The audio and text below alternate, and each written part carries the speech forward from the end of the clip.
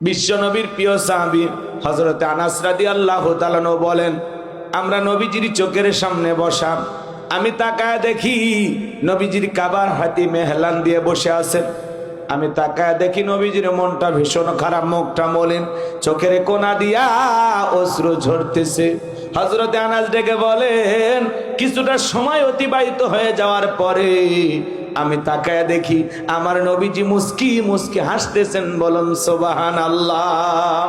হযরত আনাস ডেকে বলেন, নবী গো, এই মাত্র দেখলাম মনটা খারাপ, মুখটা মলিন, চোখের কোনা দিয়ে অশ্রু ঝরতেছে, আবার কেনই বা মুস্কি মুস্কি হাসেন? আমার নবী কেন কাঁদেন, কেন হাসেন? এর পিছনেও রহস্য আছে না নাই?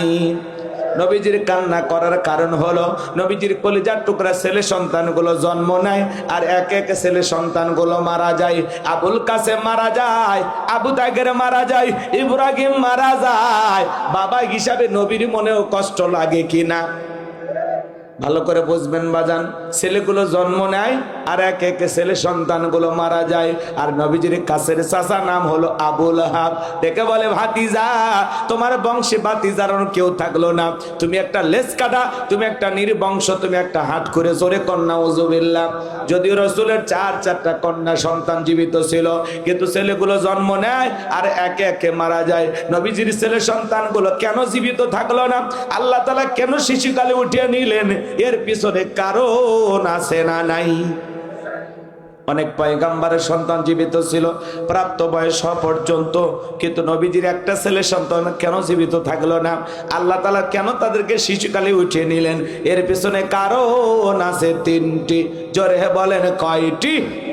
নবীর উম্মত হিসেবে জানতে মনে চায় না কি সেই তিনটি কারণ, কি সেই তিনটি রহস্য? কেন রসুলের ছেলেগুলো আল্লাহ তাআলা পৃথিবীর জমিনে জীবিত রাখলেন না? কি সেই তিনটি কারণ? কারা কারা শুনবেন? দুই হাত তুলে আল্লাহকে দেখান। লিল্লাহি তাকবীর, লিল্লাহি তাকবীর। হাত নামান ভাইরা আমার। কি সেই তিনটি কারণ? যদি আমি বলতে চাই তাহলে 3 নাম্বার আয়াতের আলোচনা করা লাগবে। আমি কি 1 নাম্বার আয়াত বাদ দিয়ে 3 নাম্বারে যাব, নাকি আস্তে আস্তে শুরু করা যাক? ধৈর্য আছে তো ভাই? তাহলে একে তো সন্তান হারানোর ব্যথা, অন্যদিকে কাছের মানুষদের সমালোচনা। আপনারাই বলুন বাজান, আল্লাহ না করুক আপনার আমার সন্তান যদি মারা যায়, কাছের আত্মীয় স্বজনদের উচিত বিপদের দিনে সান্ত্বনা দেওয়া। বাবা, তুমি সবর করো, ধৈর্য ধারণ করো, জীবন মৃত্যুর মালিক আল্লাহ। আল্লাহ সন্তান দিয়েছে, আল্লাহ নিয়েছে, মন খারাপ করো না। আল্লাহ যদি চায় বছর না ঘুরতে আবারও তোমাদের ঘর আলোকিত করে সন্তান দিতে পারেন তিনি কে? তাহলে কাছের মানুষদের উচিত বিপদের দিনে সান্ত্বনা দেওয়া। কিন্তু নবীর চাচা আবুল আহাব এতটাই খারাপ, সান্ত্বনা দেওয়া দূরের কথা, ডেকে বলে, ভাতিজা, তুমি একটা লেজ কাটা, তুমি একটা নির্বংশ, তুমি একটা হাত করে জোরে কর নাউজুবিল্লাহ।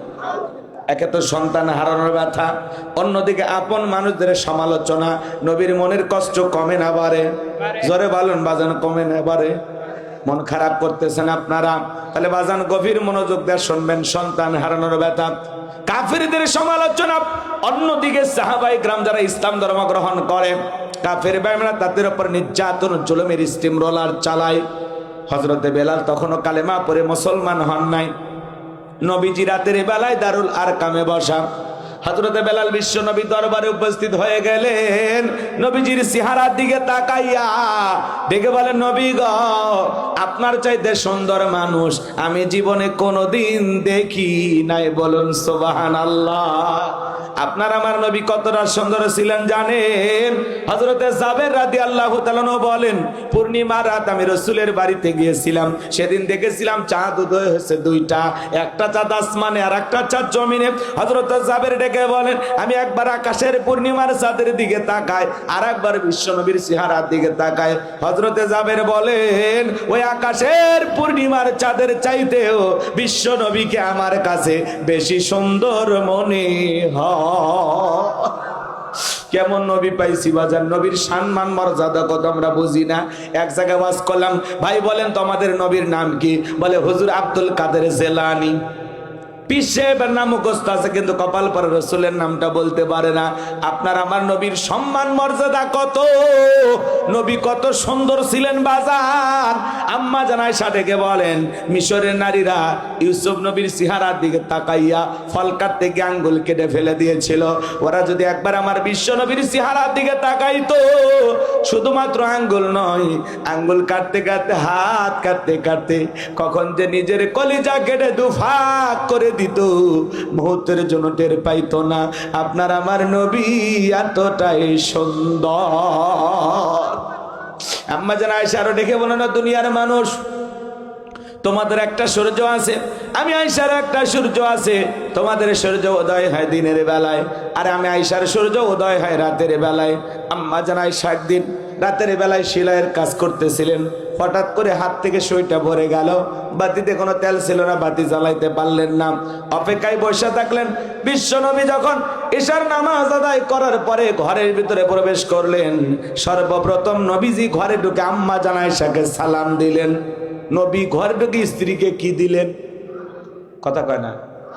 তাহলে নবীর উম্মত হিসাবে এই আমলটা আপনার আমার ঘরেও চালু থাকার দরকার আছে না নাই?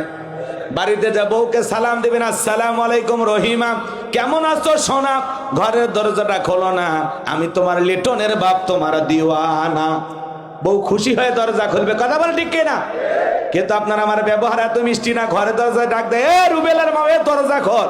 বেশি দেরি হলে দরজা ভাঙ্গে ফেলে দিয়া, আজ তোর পিঠের ওপর কি যে হবি রে। ভিতর থেকে বউ বলে, এটা স্বামী না, সেকেন্ড আজরাইল। কথা বলেন, কথা বলেন, আছে না নাই?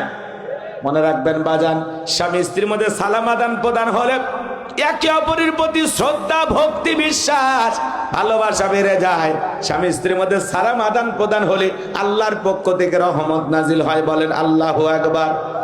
আজকে সকালে বিয়ে হয়, সন্ধ্যায় তালাক, সন্ধ্যায় বিয়ে, সকালে তালাক। দাম্পত্য জীবনে সুখ নাই, শান্তি নাই। স্লোগান শোনেন না? আপনি কি দাম্পত্য জীবনে অসুখী?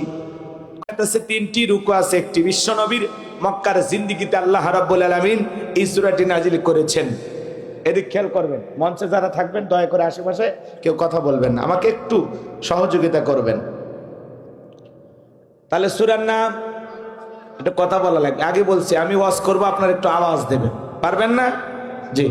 সূরার নাম, মোট আয়াত 3টি, রুকু আছে একটি। কোরআনুল কারীমের কত নম্বর সূরা? 108 নাম্বার। মনে থাকবে তো ইনশাআল্লাহ? আমি আল্লাহর কোরআন থেকে কথা বলতে চাই, কিছু নির্ভেজাল আলোচনা হবে। কোরআনের মধ্যে কোনো ভেজাল আছে? কোনো মিথ্যা আছে? কোনো ধোঁকা আছে? থাকবে কি করে? কিতাবটি নাজিল করেছেন কে? সে আল্লাহ রাব্বুল আলামিন বলেন, যালিকাল কিতাবু লা রাইবা ফীহি। আমার আল্লাহ রাব্বুল আলামিন বলেন, এটি এমন একটি কিতাব, সেই কিতাবের মধ্যে কোনো সন্দেহ নাই, কোনো সংশয় নাই, কোনো মিথ্যা নাই, কোনো ধোঁকা নাই। There is no doubt. বলুন আল্লাহু আকবার। হুদাল লিল মুত্তাকিন, মুত্তাকি বান্দাদের জন্য গাইডলাইন হিসাবে, পথ প্রদর্শক হিসাবে আসমান থেকে কিতাবটি নাজিল করেছেন কে? সেই কিতাবের আলোচনা শুনে লাভ না লস?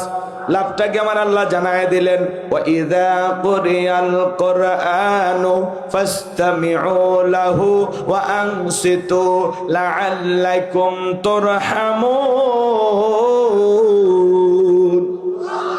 সূরা আরাফ আয়াত নাম্বার 204। আমার আল্লাহ রাব্বুল আলামিন জানিয়ে দিলেন, তোমাদের সামনে যখন কোরআন পাঠ করা হয়, কোরআনের আলোচনা করা হয়, চুপ করে কান লাগিয়ে মনোযোগ সহকারে কোরআনের কথাগুলো শ্রবণ করো। যারা চুপচাপ কোরআনুল কারীমের কথাগুলো শ্রবণ করবে, আমার আল্লাহ রাব্বুল আলামিন আসমান থেকে তাদের উপরে আল্লাহর রহমত বৃষ্টির মতো নাজিল করবেন। বলুন সুবহানাল্লাহ। এই জায়গা আল্লাহর রহমত নাজিল হইতেছে, এটা জান্নাতের বাগান, এতে কোনো সন্দেহ আছে? ওয়াদা দিয়েছেন হাত তুলে যে হুজুর আমরা একটা পর্যন্ত আসি। ওয়াদা ভঙ্গ করা মুনাফিকের লক্ষণ। আমার বিশ্বাস শেরপুরের মাটিতে কোনো মুনাফিকের জায়গা নাই। কথা বলেন ঠিক কিনা? আমার সামনে যারা বসে আছেন নির্ভেজাল মুমিন, এটা আমি বিশ্বাস করি।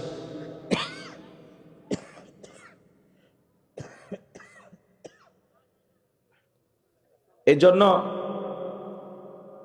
যদি পারেন সাইড থেকে একটু হালকা ফ্যান দেন, সাইড হালকা।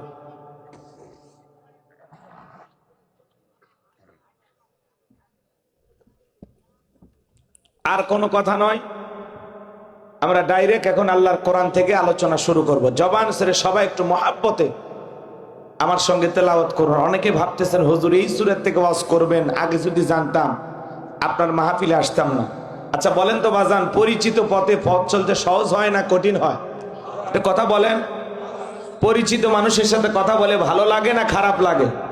পরিচিত রাস্তায় পথ চলতে যেমন সহজ হয়, পরিচিত মানুষের সাথে কথা বলে যেমন ভালো লাগে। বক্তা যদি পরিচিত আয়াত বা সূরা থেকে আলোচনা করে, সেইটা শোনার পরে আরো বেশি ভালো লাগে। কারণ যেই জিনিস যত বেশি শুনবেন, যেই জিনিস যত বেশি পড়বেন, তাতে চর্চা কমে না বাড়ে? বলেন, চর্চা কমে না বাড়ে? হয়তোবা সূরা কাউসারের তাফসীর আপনারা যেভাবে জানেন, আমি হয়তোবা সেভাবে জানি না। আজকে আমি যেভাবে বলবো হয়তোবা আপনারা সেভাবে শোনেন নাই। কথায় আছে এক একটা ফুলের এক একটা সুঘ্রাণ। কথা বলে ঠিক? শুরু করতে দেন, মজা পাবেন ইনশাআল্লাহ। জবান ছেড়ে সবাই আমার সঙ্গে তেলাওয়াত করুন। আউযু বিল্লাহি মিনাশ শাইতানির রাজীম। বিসমিল্লাহির রাহমানির রহিম। বিতাড়িত মোর্দার শয়তানের কাছ থেকে আল্লাহ পাকের কাছে আশ্রয় প্রার্থনা চাচ্ছি। পরম করুণাময় অসীম দয়ালু আল্লাহ তাআলা নামে শুরু করছি। ইন্না আ'তাইনাকাল কাউসার ফাসাল্লি লিরাব্বিকা ওয়ানহার ইন্না শানিয়াকা হুয়াল আবতার। আল্লাহু আকবার। মুসলিম মোড়া ঘুমিয়ে পড়েছি, বিবেকে জ্বলছে তালা, রক্ত মদের হয়েছে শিথিল, পাপে অন্তর কালা। আসছে পথে আধার নেমে, তাই বলে কি রইবি থেমে, বারে বারে জ্বালবে বাতি, হয়তো বাতি জ্বলবে না, তাই বলে তো ভীরর মতো বসে থাকলে চলবে না। মুসলিম আমি, সংগ্রামী আমি চিররণবীর, আল্লাহকে ছাড়া কাউকে মানি না, নারাই তাকবীর। মুসলিম জাগে কারবালাতে, কঠিন শপথ পরে, সেই মুসলিম চির উত্তম, তাই তো একত্রে শপথ নিলাম, আল্লাহ রাজ গর্ব এবার, চির শান্তি সুখের নীর, আল্লাহকে ছাড়া কাউকে করি না ভয়, নারাই তাকবীর। কইরে খালেদ কইরে ওমর, এসেছে নতুন বদর, কইরে খালেদ কইরে ওমর, এসেছে নতুন বদর, কোথারে দেখবি জয়ী তরুণ মুজাহিদ, আবার কি গাইতে হবে ঘুম ভাঙানো গীত, আবার কি গাইতে হবে ঘুম ভাঙানো গীত। লা ইলাহা জোরে লা ইল্লাল্লাহ, জোরে লা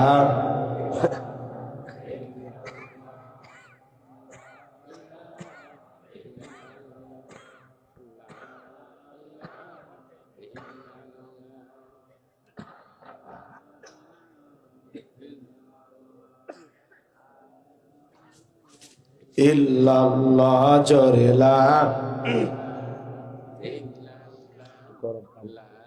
লা ইলাহা ইল্লাল্লাহ, জোরে লা।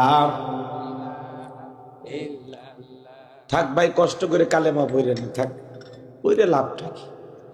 আপনাদের আওয়াজের যে অবস্থা, তাতে মনে হয় কয়েক মাস ধরে নফল রোজা রেখে শরীর একেবারেই ক্লান্ত, শরীরও চলে না, বাড়িতেও ভালো লাগে না, যেন মনের দুঃখ নিয়ে মাহফিল আসছেন, তাই না?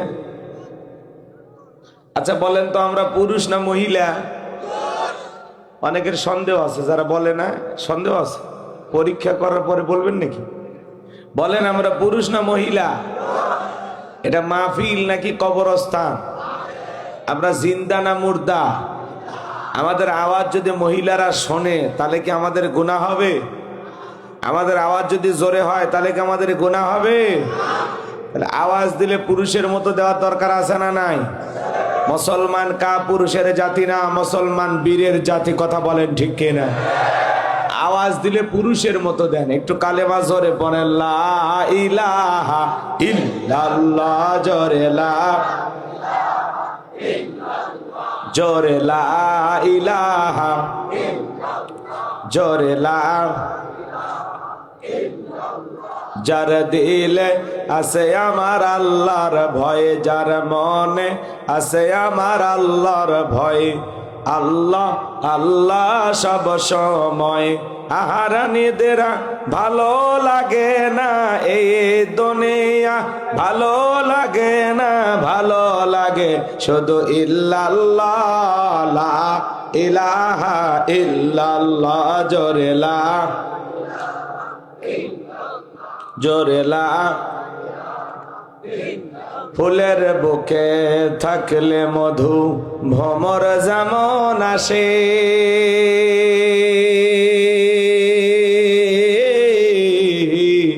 কোরআনের জ্ঞান থাকলে বুকে সবাই ভালোবাসে। লা ইলাহা ইল্লাল্লাহ। জোরে লা ইলাহা ইল্লাল্লাহ। জোরে লা, জোরে লা, লা ইলাহা ইল্লাল্লাহ। জোরে লা, জোরে লা ইলাহা, লা ইলাহা ইল্লাল্লাহু মুহাম্মাদুর রাসূলুল্লাহ। জবান ছেড়ে এক বাক্যে পড়ছি সাল্লাল্লাহু আলাইহি ওয়াসাল্লাম। বাংলাদেশের ঐতিহ্যবাহী শেরপুর জেলার নালিতাবাড়ি থানার অন্তর্গত আদ্দিন কওমি মাদ্রাসা এর উদ্যোগে ইসলামী মহাসম্মেলনের সম্মানিত সুযোগ্য অনারেবল প্রেসিডেন্ট হাজী মোহাম্মদ ইদ্রিস আলী সাহেব, আল্লাহ পাক তার গোলামকে হায়াতে তৈয়বা সিয়াতি কুল্লিয়া দান করুন। ছেলে বলুন আমিন। আজকের প্রোগ্রামের প্রধান অতিথি আপনাদের প্রিয় মানুষ ডক্টর মোহাম্মদ রাজীব সরকার। দোয়া করা দরকার।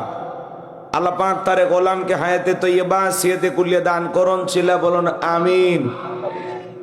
আজকের প্রোগ্রামের প্রধান মেহমান জনাব মোহাম্মদ নিয়ামুল কাইসার। আল্লাহ পাক তার গোলামকে হায়াতে তৈয়বা সিয়াতে কুল্লিয়া দান করুন। ছেলে বলুন আমিন। আজকের প্রোগ্রামের বিশেষ অতিথিবৃন্দ, আমন্ত্রিত অতিথিবৃন্দ, অনেকেরই নাম রয়েছে, সকলের নাম বলা সম্ভব নয়। সকলের জন্য দিল থেকে দোয়া করে পড়ছি, ওয়ারাফা'না লাকা যিকরাক। আল্লাহ পাক সকলের সম্মানকে বৃদ্ধি করুন। চিল্লা বলুন আমিন। আমার পূর্বে আলোচনা রেখে ধন্য করেছেন হযরত মাওলানা মনিরুজ্জামান, মুফতি আব্দুস সবুর মুজাহিদ, হযরত মাওলানা মুফতি রইসুল হুদা আরমানি, হাফেজ মাওলানা ইমদাদুল্লাহ। সকল আলোচকের আলোচনা আল্লাহ পাক দ্বীনের জন্য, ইসলামের জন্য, কোরআনের খেদমতের জন্য কবুল করুন। চিল্লা বলুন আমিন। মঞ্চে উপস্থিত সম্মানিত উলামায়ে কেরাম, সামনে বসা পিতৃ সমতুল্য মুরব্বী বাবাজিরা, কলিজার টুকরা প্রাণপ্রিয় যুবক ভাইয়েরা, ছোট্ট ছোট্ট সোনামানিকেরা, পর্দার আড়ালের সম্মানিত বলা সরলা আবেদা সালেহা মা বোনেরা, প্রশাসনের সম্মানিত পুলিশের ভাইয়েরা, ডিবির ভাইয়েরা, জাতির বিবেক, প্রিয় সাংবাদিক বন্ধুগণ, বিভিন্ন রাজনৈতিক দলের সম্মানিত নেতা কর্মী ভাইয়েরা, সবাইকে নিয়ে মহান মনিবের দরবারে সিজদাবনত চিত্তে কালিমাতুশ শুকুর আদায় করে পড়ছি আলহামদুলিল্লাহ। হয় নাই কেরেপনা তো অলসতা দূর করে মুসলমান হিসাবে সিংহের মতো বাঘের মতো গর্জন করে আল্লাহর দেওয়া জবান দ্বারা দুইটা ঠোঁট নাড়াইয়া শরীরের সবটুকু শক্তি উজাড় করে চিৎকার মেরে বলুন আলহামদুলিল্লাহ। পড়ুন রব্বানা লাকাল হামদ হামদান কাসীরান তাইয়িবান মুবারাকান ফি।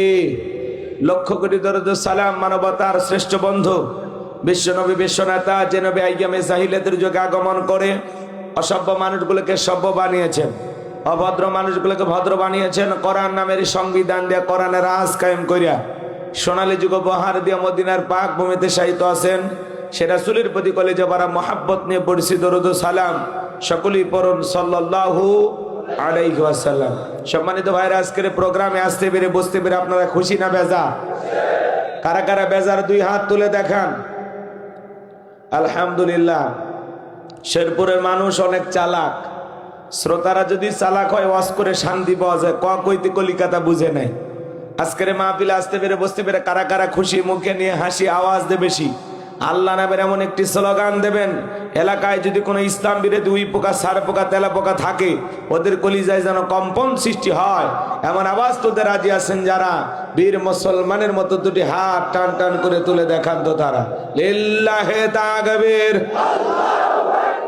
লিল্লাহে তাকবীর। আল কোরআনের আলো, আল হাদিসের আলো,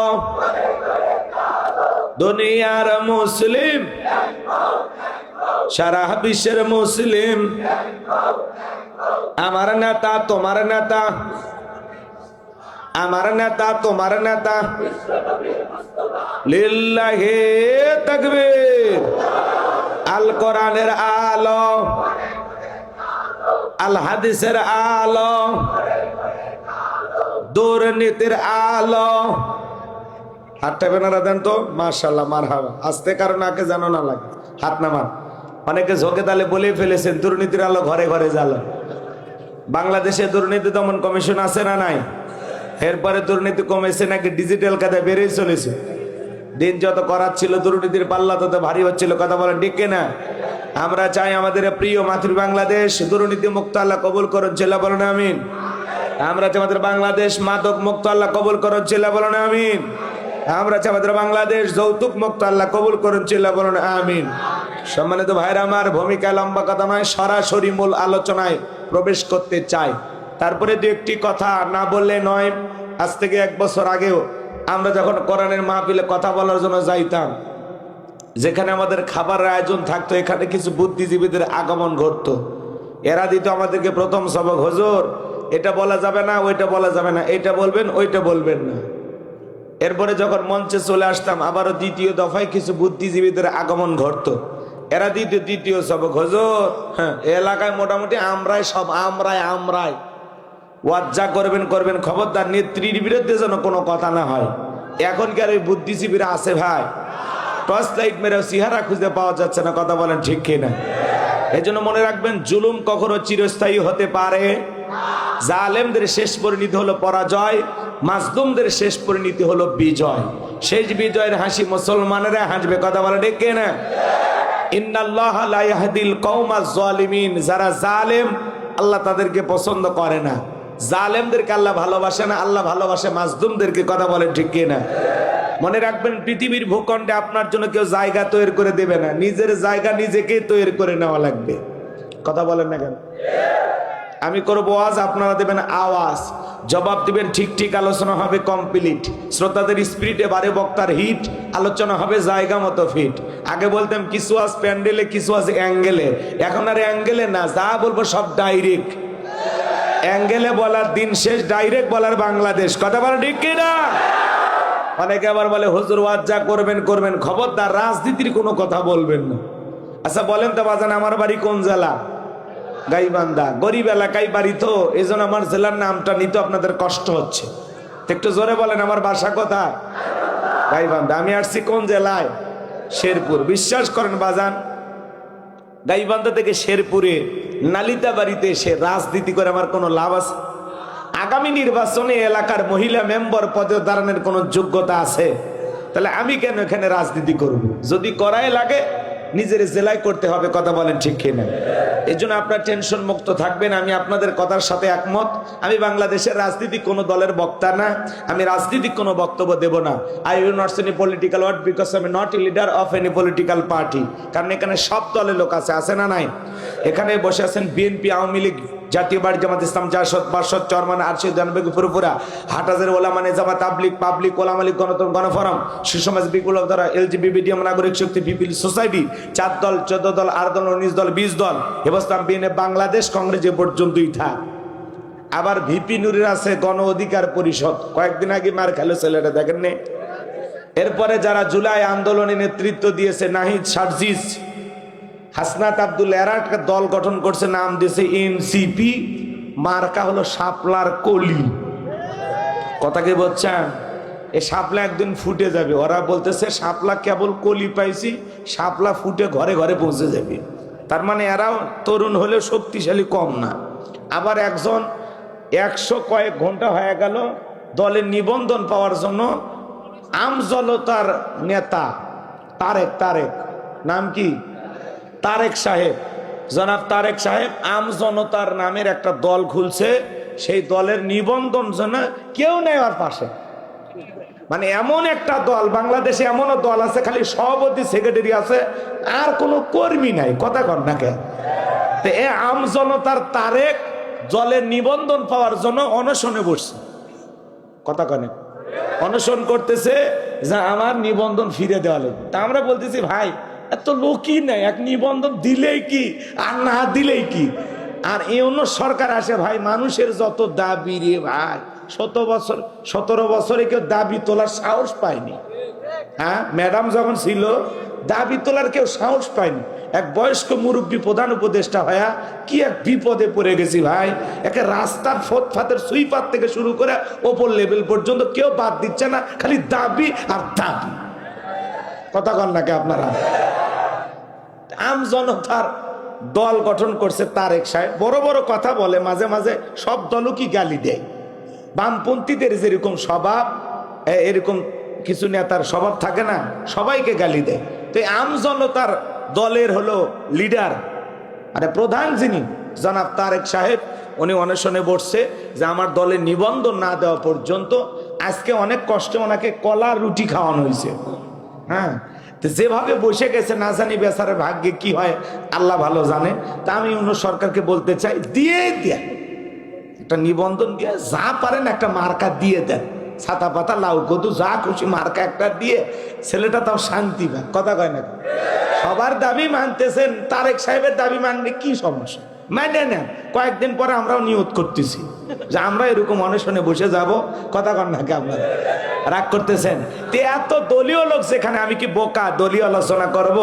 এই দিক থেকে যদি একটা দলের লোক গুতা মারে, ওই দিক থেকে আর একটা দলের লোক থানায় টেলিফোন করে, আমি হুজুর অবস্থা ভালো না খারাপ? অতএব আজকের মাহফিলে বাংলাদেশের রাজনীতি নিয়ে কোনো আলোচনা করা হবে?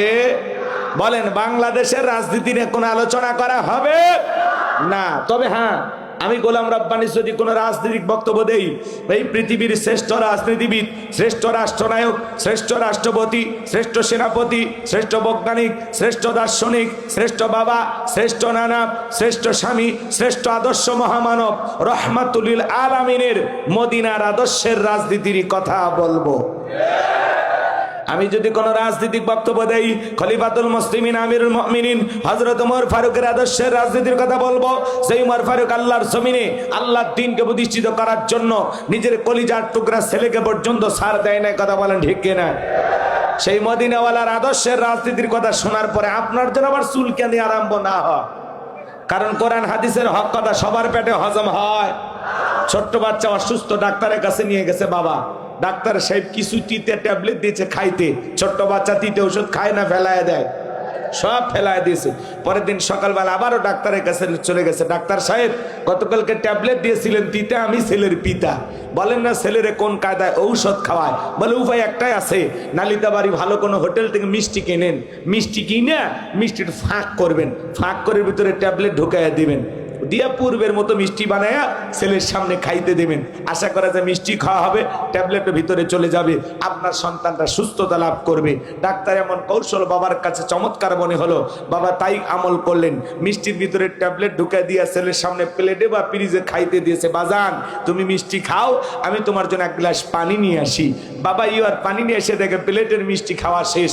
মনে মনে কয়েকবার সুবহানাল্লাহ আলহামদুলিল্লাহ পরে জিজ্ঞাসা করে, বাজান মিষ্টি খাইছো? ছেলে উত্তর দিয়ে বলে, হ্যাঁ আব্বা মিষ্টি খাইছি ঠিকই, কিন্তু মিষ্টির ভিতরে যে বিসি ছিল ওইটা খাই নাই। আজকে সমাজের অবস্থাও তাই। বলে হুজুর ওয়াজ করেন, কোনো সমস্যা নাই। আমরা যখন বলি তিবিয়ান আল্লি কুল্লি সাই, মানব জীবন পরিচালনা করার জন্য রান্নাঘর থেকে পার্লামেন্ট পর্যন্ত যত নিয়ম নীতি দরকার দিয়েছেন বিশ্ব সরকার, তখন এক শ্রেণীর মুসলমানের কাছে এই কোরআন হাদিসের হক কথা, এই ট্যাবলেট মার্কা আলোচনা সহ্য হয় না। কথা বলে ঠিক না? মনে রাখবেন, এই পৃথিবীর জমিনে নবী রাসূলের দাওয়াতি কাজ করতে গিয়ে তাদের দাওয়াতি কাজে কাফের বেঈমানরা বাধার প্রাচীর তৈরি করে দিয়েছিলেন। এরপর আল্লাহর পয়গম্বরেরা শত বাধার প্রাচীরকে ভেঙে আল্লাহর জমিনে আল্লাহর পথে মানুষকে দাওয়াত দিয়েছেন। কথা বলেন ঠিক কিনা? আপনার আমার প্রিয় নবী কালেমার দাওয়াত দিকে করণের প্রচার করতে গিয়ে মার খেয়েছেন, রক্ত জড়িয়েছেন, দান দান মোবারক শহীদ হয়ে গেছেন। সাহাবায়ে কেরাম দ্বীনকে প্রতিষ্ঠিত করতে গিয়ে মার খেয়েছেন, রক্ত জড়িয়েছেন, জীবন দিয়েছেন।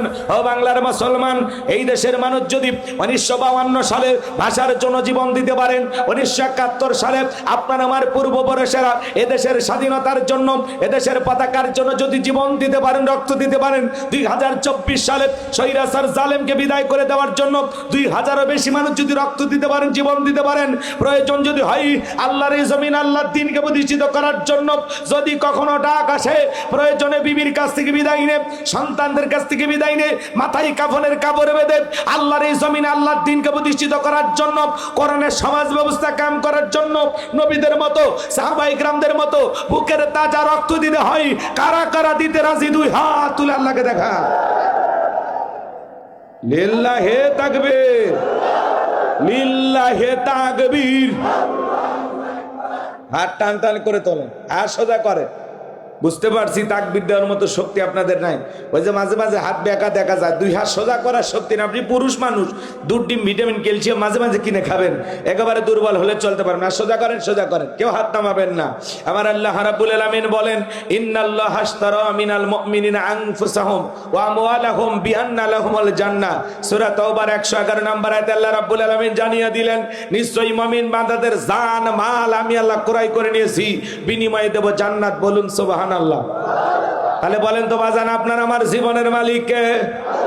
এই শেরপুরের যুবকেরা ভালো করে বলো তো, এই জীবনের মালিক কে? প্রেম করবার প্রেমিকাকে পার্কে নিয়ে যা ডায়লগ দিবা, এ জীবন তোমার, তুমি শুধু আমার। ওরে হাইব্রিড যুবক, এই জীবনের মালিক কে? আপনার আমার সম্পদের মালিক কে? আল্লাহর দেয়া জীবন, আল্লাহর দেয়া সম্পদ আল্লাহর পথে খরচ করতে রাজি আছেন তো মুসলমান? রাজি আছেন তো ইনশাআল্লাহ? রাজি আছেন তো ইনশাআল্লাহ? বাম হাত নামান, শুধু ডান হাত তুলে রাখেন, শুধু ডান হাত, শুধু ডান হাত।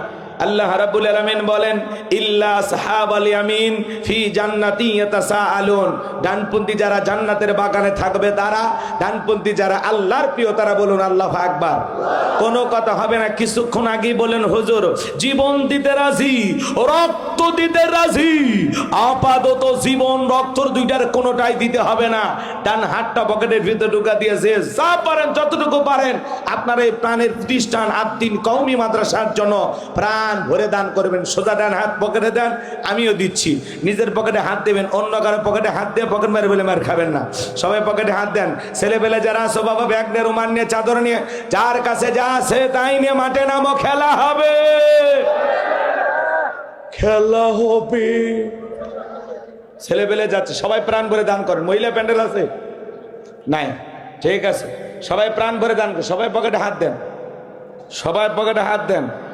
যে যা পারেন যতটুকু পারেন প্রাণ ভরে আল্লাহ রাস্তায় দান করেন। আল্লাহ সবাইকে দান করে তৌফিক দান করুন। জোরে বলো না আমিন। আর একটু জোরে বলো না আমিন। সবাই পকেটে হাত দেন। 10, 20, 50, 200, 100, 500, 2000, 5000, 10,000, 1 লাখ, 2 লাখ, যে যা পারেন আল্লাহ রাস্তায় পকেটে হাত দিয়ে প্রাণ ভরে টাকা দান করেন। সবাই আল্লাহ রাস্তায় পকেটে হাত দিয়ে প্রাণ ভরে টাকা দান করেন। খবরদার কেউ যেন আবার বিড়ি ম্যাচ দিন না। 2014 সালে ওয়াজ করতে গেছিলাম রংপুর তারাগঞ্জ, ওই জায়গায় কালেকশন চলতেছিল। একজন ব্যাগের ভিতর দিয়েছিল 2 প্যাকেট বিড়ি, দিয়ে লিখে দিয়েছে 1 প্যাকেট মাহফিল কমিটির আর 1 প্যাকেট বক্তার। কত বড় দুষ্ট চিন্তা করেন, এরকম দুষ্টমি করা যাবে না। সবাই প্রাণ ভরে এলাকার গণ্যমান্য ব্যক্তিবর্গ 50,000, 1 লাখ, 2 লাখ যারা দিবেন আমার হাতে দেন, 5,000, 10,000 যারা দিবেন খুব দ্রুত গতিতে দেন, আমি মুসাফির দিল থেকে দোয়া করে দেবো ইনশাআল্লাহ। জনাব আক্তার হোসেন ভাই আছেন না? নুরুন নবী চৌধুরী উনি কই আছে? ভাইয়েরা আমাদের কাছে আছে আলহামদুলিল্লাহ, আলহামদুলিল্লাহ। আমাদের বড় বড় দানবীর ভাইয়েরা আছেন আলহামদুলিল্লাহ, ওনারা সব সময় এই প্রতিষ্ঠানের পাশে থাকবেন ইনশাআল্লাহ, আমরা এরকম আশা রাখি। আমাদের ভাইয়েরা যদি একটু বলেন আমরা ইনশাআল্লাহ একটা মারহাবা দিতে চাই, নাকি বলেন? লিল্লাহি তাকবীর। জনাব মোহাম্মদ নুরুন নবী মিলন চৌধুরী ভাই, লিল্লাহি তাকবীর। হ্যাঁ, চৌধুরী বংশের লোক, ইনশাআল্লাহ বেশি দেবেন, কি বলেন? কলিজাওয়ালা মানুষ ওনারা, আল্লাহ ওনাদের অনেক ধন সম্পদ দিয়েছেন। হ্যাঁ, দিনী প্রতিষ্ঠানের পাশে থাকবেন। জনাব আক্তার হোসেন ভাই উনিও দেবেন ইনশাআল্লাহ। আমাদের সম্মানিত চেয়ারম্যান নিয়ামুল ভাই উনিও দেবেন ইনশাআল্লাহ। খুব দ্রুত গতিতে দেন বাজান, যারা দিবেন তাড়াতাড়ি দেন, সময় কম, আলোচনায় চলে যাব। কত? কে? মিলন ভাই 10,000 কম হয়ে গেল, ওনার নামের সাথে এটা যায় না, কি বলেন? আরে যে মানুষ 1 লাখ দিলেও তো কিছুই হবে না। হ্যাঁ, পেরেশানি সব আল্লাহ দূর করে দেবেন, আমরা দোয়া করবো ইনশাআল্লাহ। ভাই নুরুন নবী মিলন ভাই, হুজুর একটু আপনাদের কাছে আশা করছে, আরে আর 10,000 টাকা পরে দিন, সময় সুযোগ করে দেন, 20,000 টাকা একটা মারহাবা দিই, নাকি বল? আস্তে ধীরে দিন।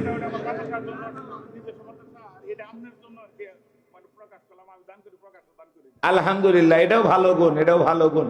আপনি গোপনে 10,000 দিয়ে যান। লিল্লাহি তাকবীর। আমাদের এই মিলন ভাই, তার ছেলেটা অসুস্থ, তাকে নিয়ে খুব পেরেশানিতে আছেন। আল্লাহ যেন তার সন্তানকে শেফায়ে কামেলা আজেলা দান করে, এটা জোরে বলেন আমিন।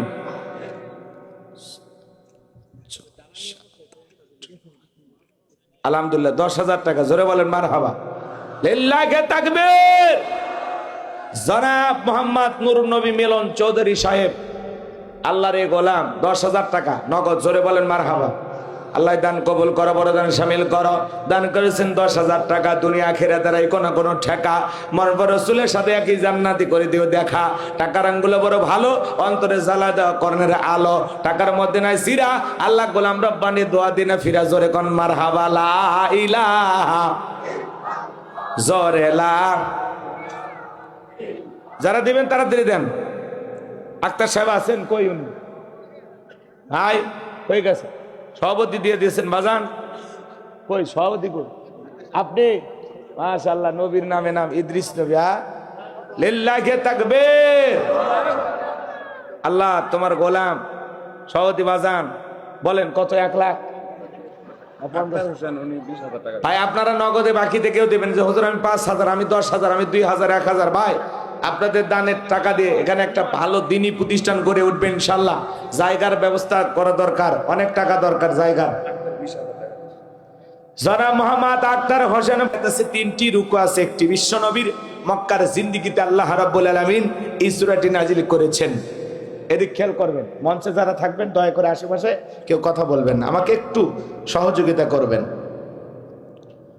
তাহলে সূরার নাম, এটা কথা বলা লাগবে, আগে বলছি আমি ওয়াজ করবো, আপনারা একটু আওয়াজ দেবেন, পারবেন না? জি। সূরার নাম, মোট আয়াত 3টি, রুকু আছে 1টি। কোরআনুল কারীমের কত নম্বর সূরা? 108 নম্বর। মনে থাকবে তো ইনশাআল্লাহ? আমি আল্লাহর কোরআন থেকে কথা বলতে চাই, কিছু নির্ভেজাল আলোচনা হবে। কোরআনের মধ্যে কোনো ভেজাল আছে? কোনো মিথ্যা আছে? কোনো ধোঁকা আছে?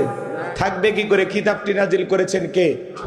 আল্লাহ রাব্বুল আলামিন বলেন, যালিকাল কিতাবু লা রাইবা ফীহি। আমার আল্লাহ রাব্বুল আলামিন বলেন এটি এমন একটি কিতাব, সেই কিতাবের মধ্যে কোনো সন্দেহ নাই, কোনো সংশয় নাই, কোনো মিথ্যা নাই, কোনো ধোঁকা নাই। There is no doubt. বলুন আল্লাহু আকবার। হুদাল লিল মুত্তাকিন, মুত্তাকি বান্দাদের জন্য গাইডলাইন হিসাবে, পথ প্রদর্শক হিসাবে আসমান থেকে কিতাবটি নাজিল করেছেন কে? সেই কিতাবের আলোচনা শুনে লাভ না লস? লাভটাকে আমার আল্লাহ জানায় দিলেন, ওয়া ইযা কুরিয়াল কুরআনু ফাসতামিউ লাহু ওয়া আনসিতু লাআল্লাকুম তুরহামুন। সূরা আরাফ আয়াত নাম্বার 204। আমার আল্লাহ রাব্বুল আলামিন জানিয়ে দিলেন, তোমাদের সামনে যখন কোরআন পাঠ করা হয়, কোরআনের আলোচনা করা হয়, চুপ করে কান লাগিয়ে মনোযোগ সহকারে কোরআনের কথাগুলো শ্রবণ করো। যারা চুপচাপ কোরআনুল কারীমের কথাগুলো শ্রবণ করবে, আমার আল্লাহ রাব্বুল আলামিন আসমান থেকে তাদের উপরে আল্লাহর রহমত বৃষ্টির মতো নাজিল করবেন। বলুন সুবহানাল্লাহ। এই জায়গা আল্লাহর রহমত নাজিল হইতেছে, এটা জান্নাতের বাগান, এতে কোনো সন্দেহ আছে? ওয়াদা দিয়েছেন হাত তুলে যে হুজুর আমরা একটা পর্যন্ত আসি। ওয়াদা ভঙ্গ করা মুনাফিকের লক্ষণ। আমার বিশ্বাস শেরপুরের মাটিতে কোনো মুনাফিকের জায়গা নাই। কথা বলেন ঠিক কিনা? আমার সামনে যারা বসে আছেন নির্ভেজাল মুমিন, এটা আমি বিশ্বাস করি।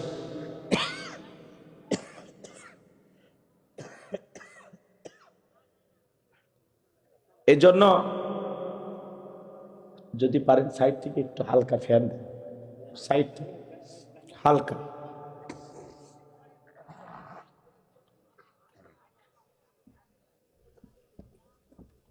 আর কোনো কথা নয়, আমরা ডাইরেক্ট এখন আল্লাহর কোরআন থেকে আলোচনা শুরু করব। জবান ছেড়ে সবাই একটু মহাব্বতে আমার সঙ্গে তেলাওয়াত করুন। অনেকে ভাবতেছেন হুজুর এই সূরা থেকে ওয়াজ করবেন, আগে যদি জানতাম আপনার মাহফিলে আসতাম না। আচ্ছা বলেন তো বাজান, পরিচিত পথে পথ চলতে সহজ হয় না কঠিন হয়? এটা কথা বলেন। পরিচিত মানুষের সাথে কথা বলে ভালো লাগে না খারাপ লাগে? পরিচিত রাস্তায় পথ চলতে যেমন সহজ হয়, পরিচিত মানুষের সাথে কথা বলে যেমন ভালো লাগে। বক্তা যদি পরিচিত আয়াত বা সূরা থেকে আলোচনা করে, সেইটা শোনার পরে আরো বেশি ভালো লাগে। কারণ যেই জিনিস যত বেশি শুনবেন, যেই জিনিস যত বেশি পড়বেন, তাতে চর্চা কমে না বাড়ে? বলেন চর্চা কমে না বাড়ে? হয়তোবা সূরা কাউসারের তাফসীর আপনারা যেভাবে জানেন, আমি হয়তোবা সেভাবে জানি না। আজকে আমি যেভাবে বলবো হয়তোবা আপনারা সেভাবে শোনেন নাই। কথায় আছে এক একটা ফুলের এক একটা সুঘ্রাণ। কথা বলে ঠিক। শুরু করতে দেন, মজা পাবেন ইনশাআল্লাহ। জবান ছেড়ে সবাই আমার সঙ্গে তেলাওয়াত করুন। আউযু বিল্লাহি মিনাশ শাইতানির রাজীম। বিসমিল্লাহির রাহমানির রহিম। বিতাড়িত মোর্দার শয়তানের কাছ থেকে আল্লাহ পাকের কাছে আশ্রয় প্রার্থনা চাচ্ছি। পরম করুণাময় অসীম দয়ালু আল্লাহ তাআলা নামে শুরু করছি। ইন্না আ'তাইনাকাল কাউসার ফাসাল্লি লিরাব্বিকা ওয়ানহার ইন্না শানিয়াকা হুয়াল আবতার। আল্লাহু আকবার। যে কোনো আয়াত বা সূরার তাফসীর করতে হলে কোন প্রেক্ষাপটে কোন সময় আল্লাহ তাআলা সেই আয়াতটি বা সূরাটি নাজিল করেছেন, সে নাজিলের প্রেক্ষাপট জানা দরকার আছে না নাই? আরবিতে বলা হয় শানে নজুল। যদি শানে নজুল আলোচনা করা হয় তাহলে তাফসীর বুঝতে সহজ হয়। আল্লাহ তাআলা তার হাবিবের উপরে কোন প্রেক্ষাপটে কোন সময় এই আয়াতে কারিমাগুলো নাজিল করেছেন, এই সূরাটি নাজিল করেছেন, একটু জানার দরকার আছে না নাই? আমি কি একটু তুলে ধরবো? কষ্ট হবে না তো ভাই? ইনশাআল্লাহ শুনতে রাজি আছেন তো? ইনশাআল্লাহ। তাকবীর দেন, লিল্লাহি তাকবীর। সম্মানিত ভাইয়েরা আমার, বিশ্ব নবীর প্রিয় সাহাবী হযরত আনাস রাদিয়াল্লাহু তাআলা বলেন, আমরা নবীজির চোখের সামনে বসা, আমি তাকায় দেখি নবীজির কাবার হাতি মেহলান দিয়ে বসে আছেন। আমি তাকায় দেখি নবীজির মনটা ভীষণ খারাপ, মুখটা মলিন, চোখের কোনা দিয়া অশ্রু ঝরতেছে। হযরত আনাস ডেকে বলেন, কিছুটা সময় অতিবাহিত হয়ে যাওয়ার পরে আমি তাকায় দেখি আমার নবীজি মুস্কি মুস্কি হাসতেছেন। বলুন সুবহানাল্লাহ। হযরত আনাস ডেকে বলেন, নবী গো, এই মাত্র দেখলাম মনটা খারাপ, মুখটা মলিন, চোখের কোনা দিয়ে অশ্রু ঝরতেছে, আবার কেনই বা মুস্কি মুস্কি হাসেন? আমার নবী কেন কাঁদেন, কেন হাসেন? এর পিছনেও রহস্য আছে না নাই? নবীজির কান্না করার কারণ হলো নবীজির কলিজার টুকরা ছেলে সন্তানগুলো জন্ম নেয় আর এক এক ছেলে সন্তানগুলো মারা যায়। আবুল কাসেম মারা যায়, আবু তাহের মারা যায়, ইব্রাহিম মারা যায়। বাবা হিসাবে নবীর মনেও কষ্ট লাগে কিনা? ভালো করে বুঝবেন বাজান, ছেলেগুলো জন্ম নেয় আর এক এক ছেলে সন্তানগুলো মারা যায়। আর নবীজির কাছের চাচা নাম হলো আবুল হাব। দেখে বলে, ভাতিজা তোমার বংশে ভাতিজার কেউ থাকলো না, তুমি একটা লেজ কাটা, তুমি একটা নির্বংশ, তুমি একটা হাত করে জোরে কন্যা উজুবিল্লাহ। যদিও রসুলের চারটা কন্যা সন্তান জীবিত ছিল, কিন্তু ছেলেগুলো জন্ম নেয় আর একে একে মারা যায়। নবীজির ছেলে সন্তানগুলো কেন জীবিত থাকলো না? আল্লাহ তাআলা কেন শিশুকালে উঠিয়ে নিলেন? এর পিছনে কারণ আছে না নাই? অনেক পয়গম্বরের সন্তান জীবিত ছিল প্রাপ্ত বয়স হওয়া পর্যন্ত, কিন্তু নবীজির একটা ছেলে সন্তান কেন জীবিত থাকলো না? আল্লাহ তাআলা কেন তাদেরকে শিশুকালে উঠিয়ে নিলেন? এর পিছনে কারণ আছে তিনটি। জোরে বলেন, কয়টি? নবীর উম্মত হিসেবে জানতে মনে চায় না কি সেই তিনটি কারণ, কি সেই তিনটি রহস্য? কেন রসুলের ছেলেগুলো আল্লাহ তাআলা পৃথিবীর জমিনে জীবিত রাখলেন না? কি সেই তিনটি কারণ? কারা কারা শুনবেন? দুই হাত তুলে আল্লাহকে দেখান। লিল্লাহে তাকবীর, লিল্লাহে তাকবীর। হাত নামান ভাইরা আমার। কি সেই তিনটি কারণ? যদি আমি বলতে চাই তাহলে 3 নাম্বার আয়াতের আলোচনা করা লাগবে। আমি কি 1 নাম্বার আয়াত বাদ দিয়ে 3 নাম্বারে যাব, নাকি আস্তে আস্তে শুরু করা যাক? ধৈর্য আছে তো ভাই? তাহলে একে তো সন্তান হারানোর ব্যথা, অন্যদিকে কাছের মানুষদের সমালোচনা। আপনারাই বলুন বাজান, আল্লাহ না করুক আপনার আমার সন্তান যদি মারা যায়, কাছের আত্মীয় স্বজনদের উচিত বিপদের দিনে সান্ত্বনা দেওয়া। বাবা তুমি সবর করো, ধৈর্য ধারণ করো, জীবন মৃত্যুর মালিক আল্লাহ। আল্লাহ সন্তান দিয়েছে, আল্লাহ নিয়েছে, মন খারাপ করো না। আল্লাহ যদি চায় বছর না ঘুরতে আবারও তোমাদের ঘর আলোকিত করে সন্তান দিতে পারেন তিনি কে? তাহলে কাছের মানুষদের উচিত বিপদের দিনে সান্ত্বনা দেওয়া। কিন্তু নবীর চাচা আবুল আহাব এতটাই খারাপ, সান্ত্বনা দেওয়া দূরের কথা, ডেকে বলে, ভাতিজা তুমি একটা লেজ কাটা, তুমি একটা নির্বংশ, তুমি একটা হাত করে জোরে কর নাউজুবিল্লাহ। একে তো সন্তান হারানোর ব্যথা, অন্যদিকে আপন মানুষদের সমালোচনা। নবীর মনের কষ্ট কমে না বাড়ে? জোরে বলুন বাজান, কমে না বাড়ে? মন খারাপ করতেছেন আপনারা? তাহলে বাজান গভীর মনোযোগ দিয়ে শুনবেন। সন্তান হারানোর ব্যথা, কাফিরদের সমালোচনা। অন্যদিকে সাহাবায়ে কেরাম যারা ইসলাম ধর্ম গ্রহণ করে, কাফির বেঈমানরা তাদের উপর নির্যাতন জুলুমের স্টিম রোলার চালায়। হযরতে বেলাল তখনও কালেমা পড়ে মুসলমান হন নাই। নবীজি রাতের বেলায় দারুল আরকামে বসা। হযরতে বেলাল বিশ্ব নবী দরবারে উপস্থিত হয়ে গেলেন। নবীজির চেহারার দিকে তাকাইয়া ডেকে বলেন, নবী গো, আপনার চাইতে সুন্দর মানুষ আমি জীবনে কোনোদিন দেখি নাই। বলুন সুবহানাল্লাহ। আপনার আমার নবী কতটা সুন্দর ছিলেন জানেন? হযরতে জাবের রাদিয়াল্লাহু তাআলা বলেন, পূর্ণিমা রাত আমি রাসূলের বাড়িতে গিয়েছিলাম। সেদিন দেখেছিলাম চাঁদ উদয় হয়েছে 2টা, একটা চাঁদ আসমানে আর একটা চাঁদ জমিনে। হযরতে জাবের ডেকে বলেন, আমি একবার আকাশের পূর্ণিমার চাঁদের দিকে তাকাই, আর একবার বিশ্বনবীর চেহারার দিকে তাকাই। হযরতে জাবের বলেন, ওই আকাশের পূর্ণিমার চাঁদের চাইতেও বিশ্বনবীকে আমার কাছে বেশি সুন্দর মনে হয়। কেমন নবী পাইছি বাজার? নবীর সম্মান মর্যাদা কত আমরা বুঝি না। এক জায়গায় ওয়াজ করলাম, ভাই বলেন তোমাদের নবীর নাম কি? বলে হুজুর আব্দুল কাদের জেলানি। পীর সাহেবের নাম মুখস্থ আছে, কিন্তু কপাল পরে রসুলের নামটা বলতে পারে না। আপনার আমার নবীর সম্মান মর্যাদা কত, নবী কত সুন্দর ছিলেন বাজার। আম্মা জান আয়েশা ডেকে বলেন, মিশরের নারীরা ইউসুফ নবীর চেহারার দিকে তাকাইয়া ফল কাটতে গিয়ে আঙ্গুল কেটে ফেলে দিয়েছিল। ওরা যদি একবার আমার বিশ্ব নবীর চেহারার দিকে তাকাইতো, শুধুমাত্র আঙ্গুল নয়, আঙ্গুল কাটতে কাটতে, হাত কাটতে কাটতে কখন যে নিজের কলিজা কেটে দুফাক করে দিত, মুহূর্তের জন্য টের পাইতো না। আপনার আমার নবী এতটাই সুন্দর। আম্মা জান আয়েশা আরো ডেকে বলেন, না দুনিয়ার মানুষ, তোমাদের একটা সূর্য আছে, আমি আয়েশার একটা সূর্য আছে। তোমাদের সূর্য উদয় হয় দিনের বেলায়, আর আমি আয়েশার সূর্য উদয় হয় রাতের বেলায়। আম্মা জান আয়েশা একদিন রাতের বেলায় সেলাইয়ের কাজ করতেছিলেন। হঠাৎ করে হাত থেকে সুইটা ভরে গেল, বাতিতে কোনো তেল ছিল না, বাতি জ্বালাইতে পারলেন না। অপেক্ষায় বসে থাকলেন। বিশ্বনবী যখন এশার নামাজ আদায় করার পরে ঘরের ভিতরে প্রবেশ করলেন। সর্বপ্রথম নবীজি ঘরে ঢুকে আম্মা জান আয়েশাকে সালাম দিলেন। নবী ঘরে ঢুকে স্ত্রীকে কি দিলেন? কথা কয় না। তাহলে নবীর উম্মত হিসাবে এই আমলটা আপনার আমার ঘরেও চালু থাকার দরকার আছে না নাই? বাড়িতে যা বউকে সালাম দিবেন, আসসালামু আলাইকুম রহিমা, কেমন আছো সোনা?